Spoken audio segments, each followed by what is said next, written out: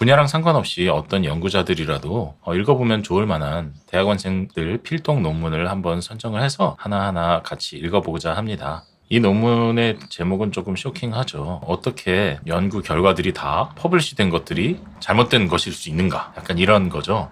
근데 can be도 아니고 are false예요. 굉장히 센 스테이트먼트죠. 플러스 메디슨의 20년 전에 실린 논문이고요. 이 존 이오니디스라는 분은 메타 분석 쪽에서는 완전 대가이신 그리스 학자예요. 한 문장 한 문장 같이 읽어보면 좋을 것 같습니다. 근데 한번 쭉 보겠습니다. 혼란과 실망이 많이 따른다. 혼란과 실망이 왜 리플리케이션이 안 될까? 그런 경우가 많다는 얘기겠죠. 이거는 뭐 분야에 상관없이 역학 연구에서도 그렇고 최신 분자 연구에서도 실망스러운 결과가 많이 나오고 있다. 어떤 사람들은 대다수가 이제 잘못된 결과가 아니냐라고 얘기를 하고 있다고 하네요. 놀라운 일이 아니다. 그걸 증명할 수 있다. 사실 증명까지는 아니고 어떤 수식화를 해가지고 사실 보여주긴 합니다. 이 논문에서는. 그래서 어떠한 요인들이 있는지를 한번 살펴봅시다라고 얘기를 하고 있어요. 사실 이 논문에서 말하는 굉장히 중요한 이 가정이 있습니다. 바로 이 p-value 0.05. 그러니까 통계적인 테스트를 우리가 할 때 p-value가 0.05보다 작으면은 귀무가설을 기각을 하잖아요. 근데 그게 사실은 좀 굉장히 리버럴할 수도 있다는 얘기거든요. 여러 방법론자들이 이거 0.05라는 게 되게 임의적이고 좀 문제가 있다라고 지적을 했다고 하네요. 불행히도 그러니까 모든 것이 p-value가 모든 걸 설명할 수는 없지만 대부분은 이제 p-value만을 기준으로 해석해야 된다는 인식이 있다. p-value가 워낙 편리하기는 하니까요. 정말 편리하죠. 연구 결과라는 것은 유의성에 도달한 관계로 정의된다. 그러니까 관계라는 게 조금 이렇게 그러니까 한국말로 하니까 좀 어색한데 우리가 보는 그 어소시에이션이나 릴레이션십 같은 걸 지금 얘기를 하는 거거든요. 인터벤션, 효과적인 개입. 이게 한국말로 하니까 이것도 어색하네요. 그다음에 예측하는 변수들. 영어로 보는 게 나을 것 같아요. 그러니까 인터벤션이나 프리딕터나 리스크 팩터나 어소시에이션 같은 거를 우리가 보통 리서치 파인딩이라고 얘기를 한다. 이건 오히려 영어 문장이 훨씬 더 이해하기 쉬운 것 같습니다. 그다음에 부정적인 연구, 네거티브 리서치도 유용할 수가 있다. 부정적이라는 말은 잘못된 명칭이다. 오해는 멀리 퍼져 있다. 사실 뭐 네거티브 리서치도 항상 좋은 거라고 누구나 얘기는 하지만 실제로 퍼블리시는 사실 되게 쉽진 않죠. 네, 그런 확실히 편향은 있습니다. 어쨌거나 지금은 사람들이 어소시에이션이 있는 것 같아 라고 한 릴레이션십이 있는 것 같아 라고 하는 거에다가 초점을 맞추겠다. 그래서 사람들이 뭔가를 찾았어요. 걔네들한테만 초점을 맞춘다는 얘기죠. 이 논문에서는 못 찾은 애들은 지금 너무 얘기하기 복잡하니까. 대부분의 연구 결과가 사실이 아님을 증명할 수 있다. 사실 증명은 아니고 수식적으로 그냥 어느 정도 이제 관계를 보여주는 정도이긴 하거든요. 이 논문은 굉장히 세게 좀 얘기를 하는 것 같아요. 이 대가들은 사실 이렇게 얘기해도 되게 괜찮은 것 같습니다. 저같이 이제 평범한 교수들이 이렇게 하면은 이제 문제가 생기겠죠. 실제로 진실의 확률은 여러 가지에 의해서 따라 달라진다. 통계의 유의적 수준, 뭐 등등등. 뭐 당연한 얘기겠죠. 연구 결과를 진영의 의원님이 비교하는 2x2 표를 생각을 해보세요. 2x2 표를 조금 이따 보도록 하겠습니다. 이게 되게 중요하거든요. 근데 진실한 가설과 거짓 가설, 진정한 관계와 관계 없음의 비율로 정의를 해봅시다. R을. 여기 되게 중요한 여기서 굉장히 중요한 모델링입니다. 우리가 테스트하는 그 릴레이션십 중에서 항상 진실은 우리가 잘 모르죠. 항상 통계적으로 테스트하니까. 근데 이제 상상을 해보자고요. 진짜인 애들이 있고 가짜인 애들이 있을 거 아니에요? 그리고 그 개수 차이가 있겠죠. 그죠?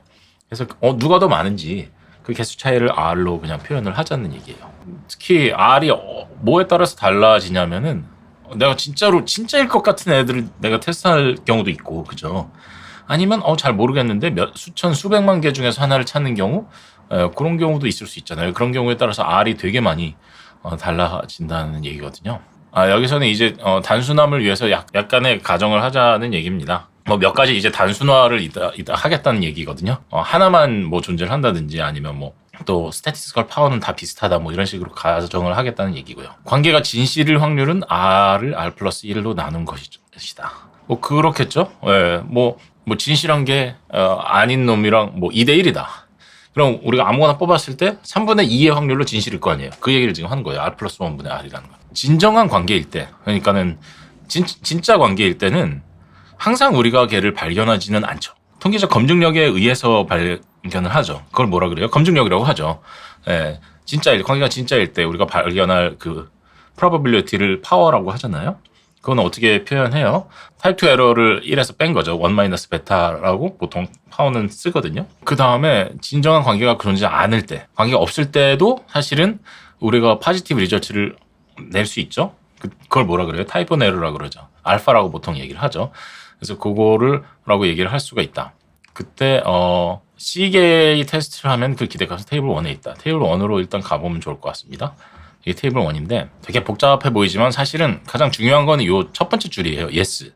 왜냐면 이 논문에서는 항상 포지티브한 파인딩을 찾은 경우만 생각을 하기 때문이죠. 하나하나 풀어서 생각을 해봅시다. 일단 C는 상수니까 일단 지금은 생각을 하지 않고 아까 요거 보이죠? R을 R 플러스 1으로 나눈 거. 이게 바로 아무거나 그냥 하나 뽑았을 때 그거잖아요. 진짜 관계일 확률이잖아요. 진짜 관계랑 가짜 관계의 레이시오를 R이라고 했으니까. 그죠? 그럼 반대급부는 뭐예요? 1이죠. 1. 위에다 1을 놓은 거죠. R 더하기 1분의 1인 거잖아요. 그게 가짜 관계인 거고. 진짜 관계일 때 파워를 통과해야겠죠. 그죠? 테스트를 통과하려면 파워의 프로버빌리티만큼 곱해진 그만큼 통과하겠죠. 그럼 여기도 통과하긴 하죠. 예. 완전히 안 통과하지는 않으니까 알파만큼 0.05 정도라든지 뭐 그 정도만큼 통과는 하겠죠. 그 다음에 이런 게 사실은 하나에 대한 얘기가 아니라 예를 들면 1000개다. 그러면 1000을 곱하면 되는 거잖아요. 그 개수를 기대값의 개수를 알기 위해서 그 C가 그러면 1000이 되는 거예요.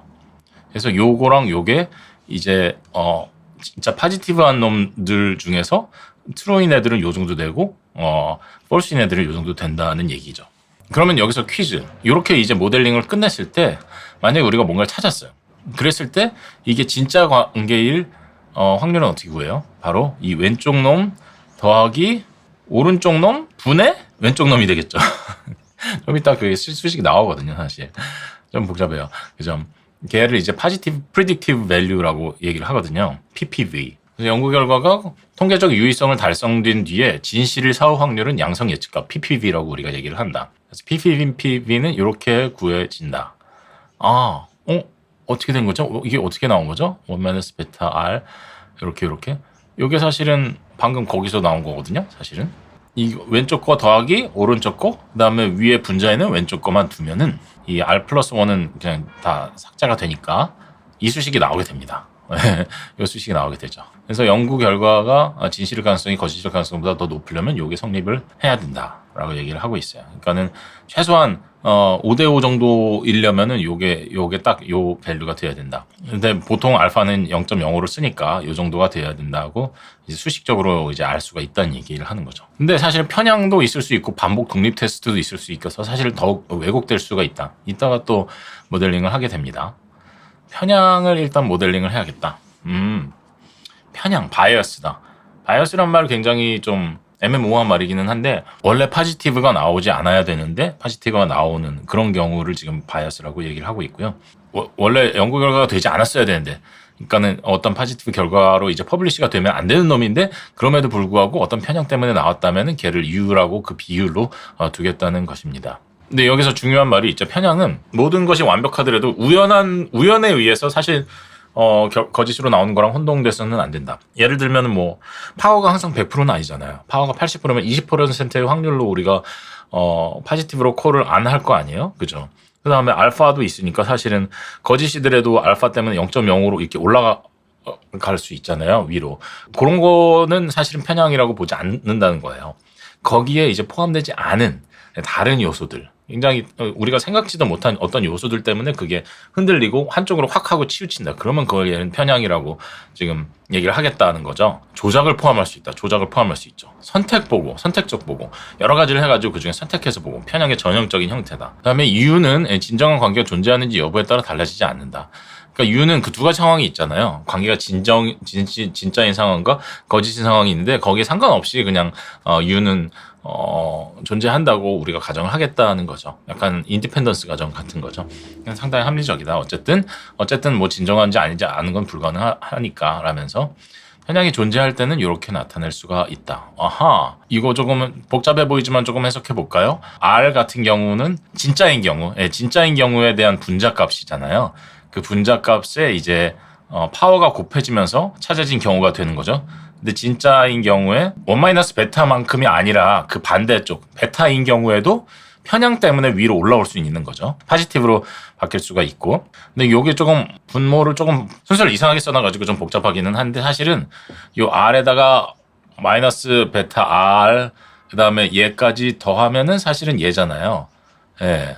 그래서 걔를 뺀 경우만 이제 분모에 들어가는 겁니다. 그 거짓된 경우. 거짓된 경우에 이제 알파의 확률로 위로 올라올 수가 있죠. 포지티브로. 그 다음에 이거는 U 빼기 UA라고 풀어놔서 복잡한데 이거는 1 알파 곱하기 U라고 생각하시면 돼요. 그러니까 1 알파의 경우에 거짓을 진짜 거짓으로 판명할 텐데 U가 곱해지면서 포지티브인 결과로 오는 경우 이렇게 우리가 분해해가지고 해석을 할 수가 있습니다. PPV는 U가 증가함에 따라서 감소를 한다. 편향이 증가하면 그래서 연구 결과 진실 가능성이 줄어듭니다. 피겨 1에서 보여줍니다. 피겨 1을 한번 보고 올까요? 피겨 1을 한번 보고 오죠. 이거네요. 네. R인 거죠. R. 진짜 관계의 비율, 거짓 관계에 대한 이걸 R이라고 했을 때 PPV가 물론 R이 늘어남에 따라서 PPV가 이렇게 늘어나죠. 근데 이 색깔을 보죠. 색깔은 이제 편향이죠. 편향이 이게 늘어남에 따라서 점점 줄어드는 거죠. 이게 PPV가. 그러니까 찾은 놈이 진짜일 확률이 점점 더 줄어든다. 왜 그런 걸까요? 왜냐하면 대부분의 경우 이 1 베타는 꽤 큰 값일 거잖아요. 파워가 어느 정도 충분해야지 우리가 뭔가를 좀 할 테니까 U가 더해지는데 편향에 의해서 더해지는 게 큰 영향은 없을 수 있는 반면에 이 알파는 보통 작은 값이니까 작은 값이잖아요. 그러니까 1 알파에 U가 곱해지면 이게 상당히 큰 값이란 말이에요. 사실은 이게 커다란 덩어리 그러니까 두 개 더한 다음에 위에 하나가 얹혀져 있는 꼴이잖아요. 진실 쪽 하나 덩어리 거짓 쪽 하나 덩어리 더한 다음에 위에 진실 쪽인 것이 PPV라고 지금 나와 있는데 그 거짓 쪽 덩어리가 편향에 의해서 더 많이 영향을 받는다는 거예요. 더 많이 커진다는 거죠. 그렇죠? 편향 U가 올라가면은 그쪽이 더 많이 올라간다는 얘기죠. 테이블 2를 보고 오는 게 나을 것 같네요. 테이블 2. 편향이 있을 때, 그렇죠? 편향이 있을 때 이렇게 이제 되는 거죠. 다시 한번 설명을 하면은 이게 편향이 없을 때 요 값이었잖아요. 그러니까는 R 플러스 1분의 R이니까는 실제로 진짜 있는 경우에다가 파워를 곱한 거였는데 이건 1에서 파워를 뺀 다음에 편향을 곱한 요 값. 요 값이 그닥 크지는 않다는 거예요. 파워가 높으면 높을수록 얘는 되게 작은 값일 거 아니에요. 그죠? 근데 이쪽에서는 사실은 알파만 있었죠. 사실은. 예, R 플러스 1분의 1에다가 알파 곱한 거. 거짓인데 실제로 우리가 포지티브로 판명하는 경우죠. 근데 요거에다가 이제 편향이 있으면 요게 더해지는데 1 알파가 꽤 크잖아요. 알파가 0.05면 이거는 0.95잖아요. 꽤 큰 값에다가 편향이 곱해지면서 이렇게 더해지니까 전체적으로 이거 더하기 이거분의 왼쪽 게 PPV인데 요 오른쪽 덩어리가 상당히 편향에 의해서 커지는 경우가 많다는 거예요. 이건 뭐 너무 당연한 얘기를 지금 하고 있긴 합니다. 그래서 편향이 증가하면 연구 결과가 진실 가능성이 상당히 줄어든다. 피겨 1에서 좀 보여줬고 물론 진정한 연구 결과가 역편향 때문에 무효화될 수도 있다. 반대 방향으로. 실제로는 나와야 되는데 역편향, 반대 방향 편향이 있을 수도 있다. 측정 오류가 잡음 속에서 사라지거나 뭐 비효율적으로 사용하거나 뭐 등등등 있을 수 있다.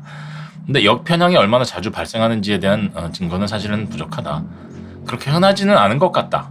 왜냐하면 뭐 측정 오류나 비효율적 사용은 점점 덜 빈번한 문제. 계속해서 뭐 기술이 좋아지고 있으니까. 어쨌든 모델링 할 수는 있는데 우리는 안 했다는 얘기죠. 여기서는 계속해서 정말 파인딩 찾은 것들, 퍼블리시 된 것들이 얼마나 문제가 있는지에 대한 모델링만 하고 있기 때문에 그 반대 방향은 지금 모델링 안 하겠다는 거예요. 우연으로 인해서 놓치는 것과 혼동해서는 안 된다. 그러니까 역편향도 뭐 마찬가지죠. 파워가 완벽하지 않으니까 예를 들어 뭐 80%의 파워면 20%의 확률로 우리가 놓칠 거 아니에요. 그건 그냥 그 probability에 의해서 chance에 의해서 놓친 건데 그거는 역편향은 그 얘기는 아니다. 오히려 20% 원래 놓쳤어야 되는데 25% 놓쳤다. 다른 어떤 요인에 의해서 그런 걸 역편향이라고 지금 얘기를 하고 있는 거죠. 여러 독립적인 팀이 같은 연구 질문을 다루고 있을 수 있다. 항상 그렇죠. 사실 우리 살아가는 세상에선 그죠. 여러 팀, 수십 개의 팀이 한 가지 질문을 조사하는 것이 일반적이다. 이때까지는 단일 팀의 발견에만 초점을 두고 독립적으로 해석하는 경향이 있었다. 뭐 그럴 수밖에 없죠. 우리가 어떻게 알겠어요? 사실 지구상에서 다른 사람들이 얼마나 많이 하는지를. 이게 무슨 얘기지? 영어를 봐야 할 것 같은데? Increasing number of questions. 우리가 가설에서 궁금해하는 것들 상당수가 딱 한 개라도 파인딩이 나타나고 있다는 얘기네요. 예, 딱 하나라도 나타나고 있고 뭐 하나라도 나타나면 오 하고 사람들이 막 쳐다보니까 그런 주목을 받는다. 그런 얘기를 지금 하고 있는 거네요. 여러 연구가 진행될 때 하나의 연구가 유의미할 최소한 하나가 유의미한 그 확률을 추정을 해보자라는 얘기죠. N개의 독립적인 연구일 때 테이블에서 요런 게 지금 바뀐다. N개의 독립적인 연구일 때 편향을 고려하지 않았을 때 이것도 한번 살펴볼까요? 테이블 3 하나라도 파지티브일 확률을 구하는 거잖아요. 그러면 이 진짜일 때 R 플러스 1분의 R일 때 원래는 1 마이너스 베타만큼 뺐잖아요. 근데 어떻게 돼요? 그러니까는 N개의 팀이 어떤 팀도 못 찾을 확률만 빼면 되겠죠. 그러면 뭐 한 팀이 찾을 확률, 두 팀이 찾을 확률, 아니면 여러 팀이 찾을 확률까지 우리가 다 합산해 가지고 얻을 수가 있는 거잖아요. 모든 사람이 못 찾을 확률은 이제 2형 에러를 n번 n승으로 승수를 하면 되겠죠. 그 다음에 1을 빼면 되겠죠. 그죠? 그 다음에 오른쪽 거짓일 때는 여기도 마찬가지죠. 모두가 못 찾을 확률만 빼면 되죠. 모두가 못 찾는다. 실제로는 거짓이긴 하지만 모두가 그거를 파지티브라고 얘기를 하지 않는다는 건 뭐예요? 1 마이너스 알파. 그러니까는 사실은 그게 파지티브라고 나오는 확률이 알파니까 1 마이너스 알파. 그러니까 조용하게 있는 이게 퍼블리시 안 되는 확률이잖아요. 1 마이너스 알파가. 그게 n개의 스터디에서 다 일어나야겠죠. 인디펜던트하게. 그러니까 n이 곱해지고 그 경우가 아니면은 1에서 빼면 하나라도 그 거짓인 이 시나리오 상에서 하나라도 퍼블리시가 된다는 얘기잖아요. 그래서 이렇게 수식이 되는 겁니다. 그러면 역시 여기서 PPV는 어떻게 구해요? 왼쪽 더하기 오른쪽 분의 왼쪽이 되겠죠. 그게 아까 그 수식이에요. 예, 요게 그 수식입니다. 쭉 풀어보면 쉽게 알 수가 있습니다. 여기서 U 편향은 고려를 하지 않았다는 얘기죠. 그래서 독립 연구의 수가 증가함에 따라 PPV가 감소한다. 아하. 이건 또 왜 그런 걸까요? 왜 그런 걸까요? 이쪽 같은 경우는 베타가 파워가 80%면 0.2 이렇게 생각할 수 있잖아요. n이 곱해지면 이게 빠르게 0으로 떨어지게 됩니다. 그래서 얘는 사실은 맥스가 1이 되죠. 1에 금방 근접하는 반면에 요거 같은 경우는 사실은 알파가 요 파트가 좀 계속해서 부지런히 늘어나게 되어 있어요. 예, 사실은 이게 n이 1인 경우에 사실 0.05잖아요. 근데 2인 경우에 대략적으로 계산해 보면 이게 조금씩 늘어날 겁니다. 0.05에서 0.09 이런 식으로 계속 늘어나는 거죠. 그러니까는 오른쪽이 계속 늘어나니까는 왼쪽은 이제 쉽게 고정돼 있고 오른쪽이 늘어나기 때문에 사실은 PPV가 적어지는 거죠. 사실은 거짓일 확률이 더 높아진다고 보시면 되겠습니다. 특수한 경우를 제외하면은 사실은 PPV는 좀 감소하는 경향이 있다. 피겨에서도 좀 보여주고 있다. 어디 피겨 한번 또 볼까요? 역시 피겨에서는 사실은 n수를 좀 바꿔가면서 이걸 했네요. 그래서 여러 개의 스터디일수록 점점 더 PPV가 떨어지는 것을 볼 수가 있죠. 만약에 서로 다른 파워다 n개가 그렇더라도 사실은 거의 결론은 비슷하다고 얘기를 할 수 있겠습니다. 예시를 박스 1에서 보여주면서 몇 가지 흥미로운 결론을 우리가 도출을 해보겠습니다. 만약에 10만 개의 유전자 다연성이 조현병과 연관이 있는지를 홀지놈 어소시에이션 테스트를 해보자. 테스트한 유전자 중에서 우리가 한 10개 정도만 트루일 거라고 우리가 생각을 한다는 얘기거든요. 그 다음에 아즈 레이션 한 1.3 정도, 그 다음에 파워도 다 비슷하다고 우리가 가정을 하자. 그럼 R 같은 경우에 이 경우에 어떻게 돼요? R은 거짓인 가설과 진짜 가설의 비율 같은 거잖아요. 이게 그냥 전체로 했어요. 사실은 요 10만에서 10을 원래 빼야 되는데 분모에서 제 생각에는. 어쨌든 그게 그거죠. 그래서 10의 마이너스 4승 정도가 된다. 그때 연관이 트루일 사진 확률은 대충 이것도 10의 마이너스 4승이 된다는 얘기죠. 파워는 0.05에서 60%라고 가정을 해보자. 사실은 실제로는 이렇게 하진 않거든요. 우리가 지노마이드 스터디에서는 0.05를 쓰지는 않아요. 다중 검정 때문에 이걸 훨씬 더 스트링전트하게 가져가는데 굉장히 좀 리버럴한 지금 가정을 가지고 가고 있습니다.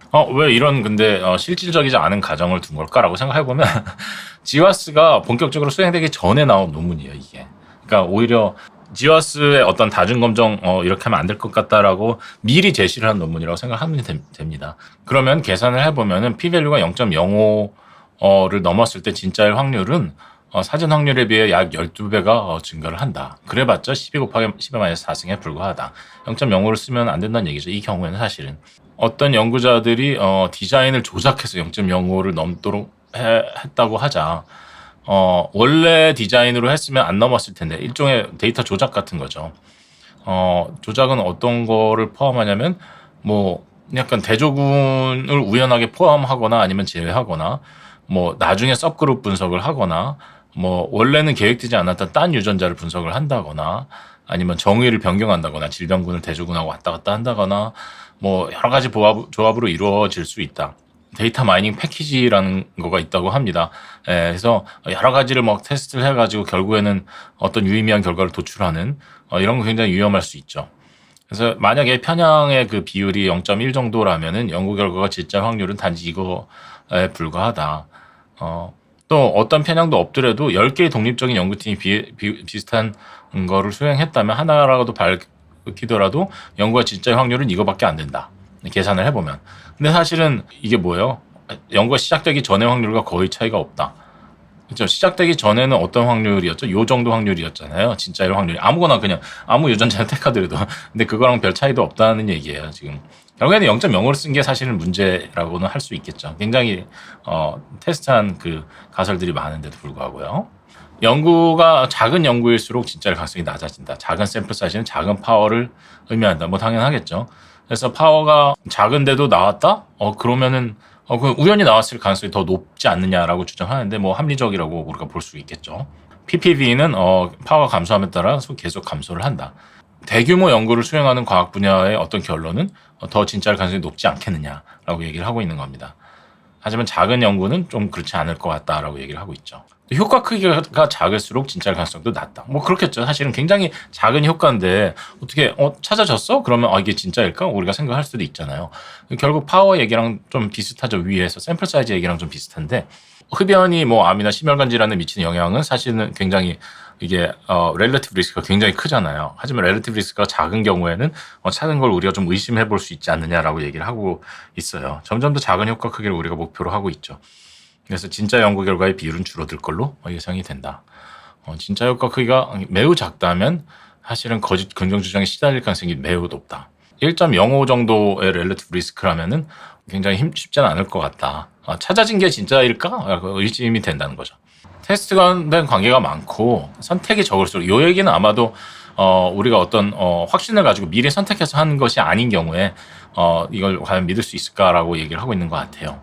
R에 크게 의존을 하는데 확인적인 디자인, 뭐 레플리케이션이라든지 그런 거 메타 분석 같은 경우에는 더 우리가 좀 믿을 수 있겠지만 과연 우리가 아까 한 마이크로 어레이나 요거에선 PPV가 과연 높을까라고 얘기를 하고 있는 겁니다.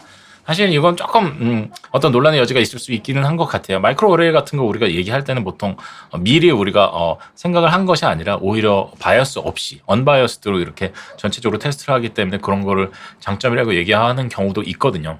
사실은 우리가 어떤 사전에 어떤 지식이 있다는 건 오히려 편견이나 어떤 그런 거를 줄 수 있다고 생각하는 경우들도 있죠. 물론 그런 어떤 사전 스터디들이 굉장히 더 많은 컨피던스를 주는 경우도 있지만요. 이건 관점에 따라서는 조금 다를 수도 있을 것 같습니다. 유연성이 클수록 진짜일 가능성이 낮다. 이건 굉장히 중요한 얘기죠. 유연성은 부정적 결과를 긍정적으로 바꿀 수 있다. 그러니까는 디자인을 막 바꾼다든지 중간에 막 데이터를 막 매니플레이션 하는 거, 체리 피킹 한다고 하죠. 그런 것 때문에 좀 문제가 있을 수 있다는 얘기를 하는 것 같아요. 표준화하려는 노력이 있다. 그러니까 랜드마이즈 컨트롤 트라이얼 같은 경우에는 이건 이렇게 해, 그 다음엔 저렇게 해. 그렇게 해서 모든 것이 다 표준으로 짜여지면 연구자가 사실은 거기서 뭐 뭔가를 좀 해볼 수 있는 그런 여지가 없잖아요. 그런 게 오히려 유리하다는 거죠. 똑바로 그냥 뭐 한눈 팔지 않고 가니까 이게 yes면 yes, no면 no 이렇게 결론이 확실하게 나니까 PPV가 yes로 났으면 확실히 높을 수 있다는 얘기를 하는 거죠. 결과가 명확하고 보편적으로 합의된 경우에는 진짜 발견이 더 좋을 수도 있다. 근데 뭐 예를 들면 여러 가지 뭐 피노타이핑에도 뭐 에러라든지 어떤 주관이 들어갈 수 있다면 그것도 좀 쉽진 않을 수 있지 않겠느냐라고 얘기를 하는 거예요. 그래서 전형적인 분석 방법만을 사용하는 분야는 오히려 진짜 발견일 가능성이 높다. 그럼에도 불구하고 편향은 항상 있을 수는 있다. 그래서 뭐 랜더마이즈 트라이얼 임에도 불구하고 사실은 선택적 결과 보고 같은 것이 있을 수 있지 않느냐라는 그런 얘기도 있다고 합니다. 예, 이 문제는 굉장히 쉽지 않은 재정적인 문제들, 이해 충돌, 편견, 편향 당연히 있을 수 있겠죠. 뭐 돈을 바꿔서 기업에서 돈을 바꿔서 했는데 무조건 포지티브한 결과가 나와야 돼. 근데 안 나왔어. 그러면 어떤 사람들이 밑에 연구자들한테 이거 좀 어떻게든 포지티브로 만들어봐 막 이런다든지 이러면 굉장히 좀 문제가 되겠죠. 그래서 어떤 편견을 만들 수도 있고 바이어스를 만들 수도 있고 꼭 재정적이지는 않더라도 예를 들면 어떤 과학자들은 이게 틀림없이 이건 이거야라고 생각하고 있으면 계속 반복 실험을 해서라도 그거를 포지티브로 만드는 경우 그런 경우도 문제가 있다는 거 사실은. 또는 뭐 이 논문이 있어야 나는 뭐 종신제재 승진을 할 수 있어 뭐 이런 경우도 사실 있을 수 있다. 당연히 뭐 비재정적인 이해 충돌이라고 이런 거는 볼 수가 있고 그래도 피어 리뷰를 하는 동안은 조금 피어 리뷰가 그래도 좀 도움이 된다. 그런 걸 좀 억제하는 데 도움이 되고 하지만 전문가 의견, 피어 리뷰의 전문가 의견도 사실은 굉장히 릴라이어블 하지는 않다는 얘기를 하고 있어요. 더 뜨거울수록 핫한 분야, 지금 막 해가지고 막 할 분야일수록 진실일 가능성이 낮다. 왜냐? 많은 연구팀이 하기 때문이다. 그렇죠. 많은 사람들이 관심이 있어가지고 막 뛰어들고 있으면 그 중에 하나라도 포지티브인 게 우연히 나올 수 있지 않겠느냐. 그러니까는 아까 N수가 많아지면은 PPV가 감소하는 그거 얘기를 지금 하고 있는 거예요. 때때로는 큰 흥분이 심각한 실명으로 이어지기도 합니다. 경쟁에서 이기기 위해서 타이밍이 중요하기 때문에 엄청나게 막 뛰어든다는 얘기죠. 그래서 긍정적인 결과를 추구하게 된다. 부정적 결과는 사실은 사실 그냥 부정적 결과가 나왔을 때 우리가 논문 출판하기 쉽지는 않잖아요. 이거 보세요. 긍정적인 결과가 아주 센 놈이 나왔을 때야 그때야 이건 아니다라고 뭔가 리포트라든지 어떤 그런 걸 레터를 우리가 던질 수는 있지만 부정적인 거가 먼저 나올 수는 없지 않느냐 이런 거죠. 그래서 그런 게 매력적일 수는 있다. 이런 용어가 있대요. 이런 용어는 특정한 연구 주장이 나오고 그다음 정반대 반박이 막 빠르게 교차하는 그런 현상을 얘기를 한다고 하네요. 분자유전학에서 특히 흔하다는 걸 보여줍니다. 그래서 따로따로 우리가 이런 여러 가지 상황들에 대해서 얘기를 했는데 서로서로 영향을 받는 경우가 많다. 효과 크기가 작으면 사실 더 큰 연구, 그러니까 샘플 사이즈를 늘리겠죠. 또 여러 가지 그런 서로가 요소 간의 어떤 관련성과 어떤 그런 관련성이 있다는 거죠. 뜨거운 분야에서는 또 편견이 또 많이 있을 수 있다. 편견이 강한 경우에는 또 노력을 막 방해를 할 수도 있고 어떤 너무 뜨거운 분야라면은 최대한 큰 연구를 하고 어떤 기준을 진짜 마련해가지고 PPV를 높일 수도 있지 않겠느냐. 또 대규모로 그냥 딱 하나 발견하는 게 아니라 진짜 많이 발견하고 그 다음에 그걸 가지고 또 뭔가를 하자는 분야에서는 충분히 일단 자료를 얻고서 검색을 하는 방식으로 나갈 수 있다고 얘기를 하고 있습니다. 그래서 지금 프레임워크에서 PPV가 50%를 초과하는 건 사실 꽤 어렵다고 지금 얘기를 하고 있어요. 테이블 4를 한번 보도록 할까요? 이런 다양한 분야의 어떤 다양한 상황에 대해서 R을 이렇게 왔다 갔다 하면서 편향도 왔다 갔다 하면서 PPV가 얼마나 되는지를 보는데 진짜 낮은 경우도 있고 이런 경우도 있다. 이렇게 전체적으로 지금 얘기를 하고 있는 거네요. 랜더마이즈 컨트롤이 충분한 파워를 가지고 있을 때 굉장히 좀 PPV가 높다. 진짜일 확률이 높다고 좀 얘기를 하고 있고요. 메타 분석 같은 경우도 꽤 괜찮다. 근데 낮은 파워를 보정하기 위해서 이제 풀링을 사용하는 경우. 그러니까 내가 했는데 너무 이게 좀 잘 안 나왔어. 그래가지고 메타 분석을 일부러 막 붙여가지고 막 하는 경우에는 좀 거짓일 가능성도 높지 않겠느냐. 그다음에 임상시험 같은 경우도 파워가 부족하다면은 PPV가 4분의 1밖에 안 된다. 탐색적 역학 연구도 좀 안 좋은 경우가 많다. PPV가. 그다음에 진짜 많이 테스트하는 경우에는 진짜 PPV가 낮다. 근데 아까도 말씀드렸지만 그 지놈 와이드로 테스트하는 그 유전자 테스트 같은 경우는 이런 거를 방지하기 위해서 나중에 0.05 스레숄드를 쓰지 않습니다. 근데 요거는 이 논문은 아까도 얘기했듯이 그게 수행되기 전에 20년 전에 나온 논문이니까 인사이트를 이렇게 제공을 해주는 거죠. 근데 어떤 분야에서 진정한 발견이 전혀 없었던 분야도 있다. 그래서 그런 경우도 있는데 이런 널 필드, 뭔가 찾기가 쉽지 않은 필드에서는 이런 널 필드에서 특히 조심해야 된다고 지금 얘기를 하고 있는데요. 그냥 뭐든지 항상 흔들려 가지고 나올 수 있잖아요. 우연히. 그런 것들이 편향을 사실은 일으킬 수 있다고 얘기를 하고 있는 거죠. 특정 종양 발생에 대해서 패턴이 없다고 해봅시다. 근데 진짜 여러 개를 막 테스트를 하는 거죠. 60개 영양소를. 그런 경우에 사실은 거기서 나온 것들은 사실 여기서는 진짜 관계가 없는 거니까 다 편향들, 특히 이 공공 분야에서는 사실은 편향을 계속 지속해 온 것이 아닌가. 그러니까는 뭔가가 우연히 나왔고 그게 퍼블리시가 되고 그러면 걔가 진짜인지 막 테스트하고 막 그러다 보면 결국에는 이 편향이 결국 논문 그리고 논문으로 계속 가중된다는 그런 얘기를 하고 있어요. PPV가 매우 낮다면 전체적인 이 디스트리뷰션 같은 경우에는 항상 유지가 될 수가 있다. 몇 개가 진짜라고 해도 사실은 걔네들은 굉장히 적기 때문에 과학적 결과를 바라보는 방식을 바꾼다. 유의미한 신호를 항상 중요한 발견으로 여겼지만 큰 편향의 신호일 가능성이 더 높다. 어떤 거를 이제 신중하고 비판적으로 봐야 한다고 얘기를 하고 있죠. 널 필드라고 그러니까 이때까지 찾아온 게 사실은 진짜가 아니라는 걸 받아들이는 걸 저항할 가능성이 높다. 네. 하지만 다른 증거의 흐름이나 이런 게 결국에는 신뢰성을 떨어뜨릴 수도 있다. 네. 그 분야가라고 얘기를 하고 그런 여러 가지 다른 증거 같은 것이 결국엔 그 분야를 해체한다. 사실은 약간 신뢰가 없지 않냐라고 얘기를 하게 만들 수도 있지 않냐라고 지금 얘기하고 있는 거예요. 한 분야에서 편향의 척도를 얻으면 다른 분야에서도 또 여러 가지 해볼 수가 있다. 그래서 편향이라는 거를 항상 우리가 측정을 하는 것도 이제 가능하다라고 얘기를 하고 있습니다. 그다음 마지막 결론 이제 디스커션 같은 파트인데요. 여기는 좀 빠르게 읽도록 하겠습니다. 어떻게 하면 개선할 수 있을까요? 우리가 무엇이 진실인지 사실 100%알 수는 없다. 하지만 그래도 PPV를 최대한 개선을 했으면 좋겠다.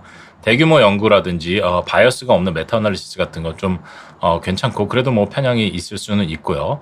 항상 뭐 완벽한 증거를 얻는 것은 사실은 불가능하지만요. 상상에 뭐 이미 사실은 프라버블한 질문에 우리가 목표를 두어야 되지 않겠느냐. 또 부정적인 결과는 사실은 걔도 사실은 유의해서 봐야 된다는 거죠. 상당 부분 어떤 것이 반박이 가능한지. 특히 뭐 마케팅 홍보 같이 좁은 기준으로 하면 사실은 그거는 좀 그렇지 않느냐. 큰 어떤 연구를 선택해가지고 막 선택할 수도 있다는 얘기죠. 그리고 여러 팀에 의해서 다뤄지는 경우에는 사실은 또 굉장히 좀 주의해야 된다. 근데 사실 이게 쉽지는 않죠. 우리는 그냥 한 팀의 것만 우리 것만 사실 보니까 증거의 총체성이 사실은 중요하다. 과학적 사고방식이 변화를 요구할 수 있는데 사실 달성하기 없다. 달성이 굉장히 어렵죠. 미리 등록하는 것은 어떻게 했느냐. 뭐 등록은 사실은 가설 생성 연구에 도전이 될 수도 있다. 네트워킹이라든지 뭐 어떤 프로토콜을 준수하면 좋지 않겠느냐라고 얘기를 하고 있고요. 뭐 딱히 그 p-value 0.05를 쫓기보다는 특히 R이라는 것, 이 프리스터디 R라는 것에 대해서 좀 이해를 하고 있어야겠다. 얼마나 이게 확률이 높을 것인지를 생각을 하고서 좀 시작을 해야 된다는 얘기죠. 미리 확인할 수 있는 경우들도 있다. 최소 편향을 가진 대규모 연구에 의해서 그런 걸 좀 확인을 하면 좋겠다. 그럼에도 불구하고 사실은 뭐 매우 낮은 R에서도 계속해서 이제 연구가 나올 텐데 그런 경우는 사실 부분적인 그림에 불과하다는 것을 우리가 인정을 해야 되고 얼마나 데이터 드레이징을 했는지, 데이터 조작을 했는지, 뭐 이런 것들도 항상 우리가 염두를 해둬야 된다. 사실 파악하는 것이 가능은 하지는 않다. 그래도 대략적인 가정을 하는 것은 뭐 불가피하고 어떤 지침 같은 것도 제공을 할 수가 있고 인접 분야에서 발견된 편향 같은 것도 우리한테 좋은 정보를 제공할 수가 있다. 라고 얘기를 하고 있습니다.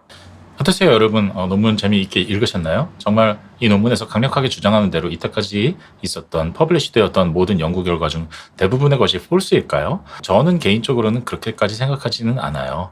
이 논문은 조금 어떻게 보면 많은 가정과 단순화가 들어가 있잖아요. 하지만 이렇게 하면서 이 저자는 무엇을 얘기하고 싶었던 것일까요? 어떤 강력한 워닝 사인을 주고 싶었던 것 같아요. 우리가 이렇게 하면 안 된다.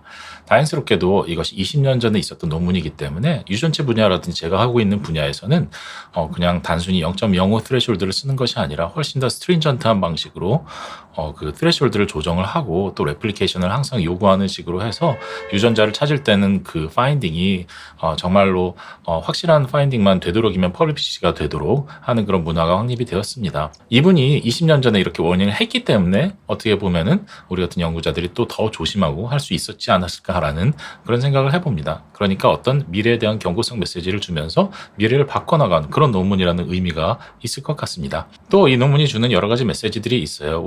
우리도 모르게 막 데이터 조작을 하는 그런 어떤 유혹을 느끼기도 하고 또 우리만 이렇게 생각을 했지 우리 옆에 다른 팀들까지 하는 거를 전체적으로 고려한다면 사실은 이것은 어떤 일종의 다중검정이 될 수도 있다는 그런 생각도 굉장히 연구자로서는 꼭 필요한 생각인 것 같아요. 그런 식으로 좀 생각을 확장해 나가는데 도움이 되는 그런 논문이었던 것 같습니다. 한글과 영어를 이렇게 대역으로 보면서 설명하니까 저도 편했던 것 같습니다.